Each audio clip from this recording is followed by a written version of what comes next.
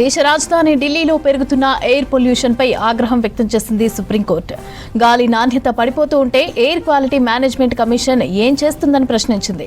దిగజారుతున్న ఏక్యూఐకి గల కారణాలను గుర్తించడం, దీర్ఘకాలిక పరిష్కారాలను ప్రతిపాదించడంలో కూడా విఫలమైందన్నారు సీజేఐ జస్టిస్ సూర్యకాంత్.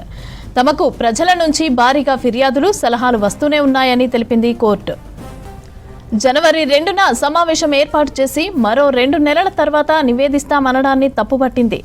సిఏక్యూఎం తన విధి నిర్వహణలో విఫలమవుతోందని బెంచ్ తెలిపింది. ఇక 2 వారాల్లోగా నిపుణుల సమావేశం ఏర్పాటు చేసి కాలుష్యానికి గల ప్రధాన కారణాలపైన నివేదికను సమర్పించాలని ఆదేశించింది.